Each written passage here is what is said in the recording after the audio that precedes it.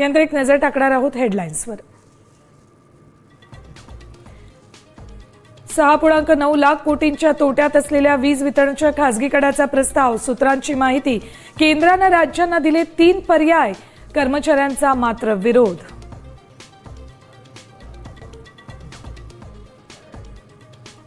ऐन दिवाळीत थंडी गायब, अजून काही दिवस गरमीचे।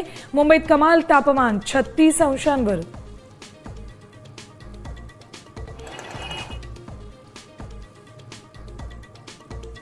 मला राष्ट्रवादी काँग्रेसमध्ये येण्याचा प्रस्ताव। तळेगाव दाभाडेत मुरलीधर मोहोळ यांचा गौप्यस्फोट।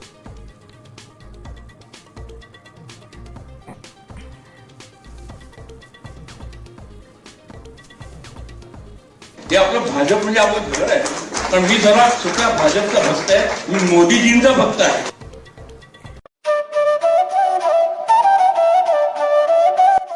सौम्य आणि आनंददायी दिवाळी तुमच्या कुटुंबाला मिळो। सर्वांच्या आयुष्यात प्रकाशमानता व समृद्धी यावी। शुभ दीपावली। दीपावली पाडव्याच्या सर्व जनतेस मनपूर्वक शुभेच्छा। शुभेच्छुक नवले सरपंच मित्र परिवार, भडंगवाडी, तालुका गेवराई, जिल्हा बीड।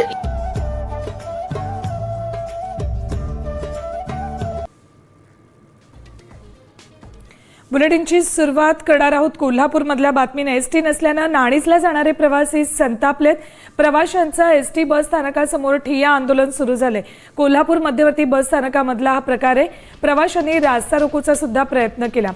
3 तासांहून अधिक काळ वाट पाहूनही एसटी उपलब्ध झाली नसल्याने रत्नागिरी जिल्ह्यातील नाणीजमध्ये जाणारे प्रवासी संतापले।